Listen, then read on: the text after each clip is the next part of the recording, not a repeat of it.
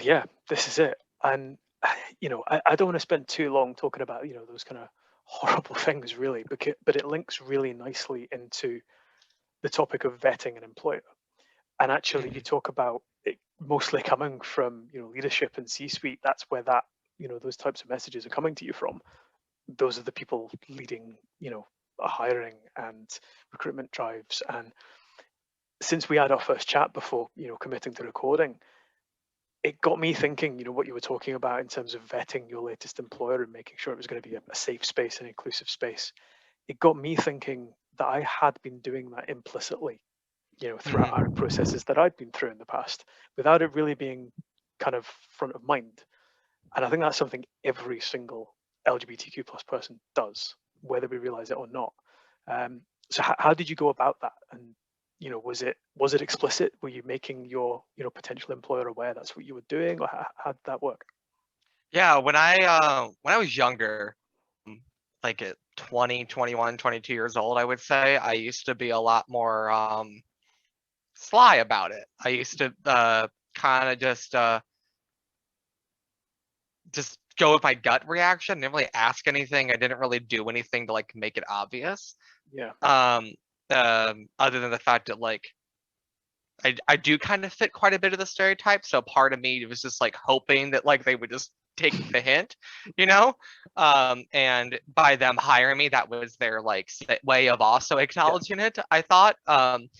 But that's shot me in the foot quite a few times. So as I, got more experience with this, um, I used to like when they would make small talk or they wanted to get to know about your personal life or whatever, nobody ever asked me questions about like, do you have any partners or what are your lifestyle plans or whatever, or do you plan to own a home, or whatever, because it's illegal to ask those questions here in the States.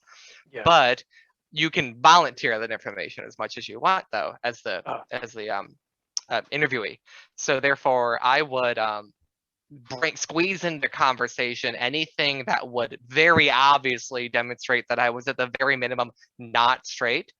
Um, I would fall under the category of like queer LGBTQ. mhm, And whether that was like, oh, how was your weekend or whatever? Oh, my boyfriend's also to drop that I was poly in the conversation. Went to insert very obviously known to be gay location nearby.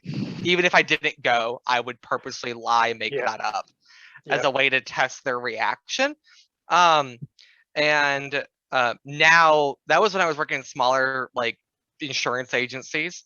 Now working in tech and also with like remote work becoming more normal, I flat out just ask.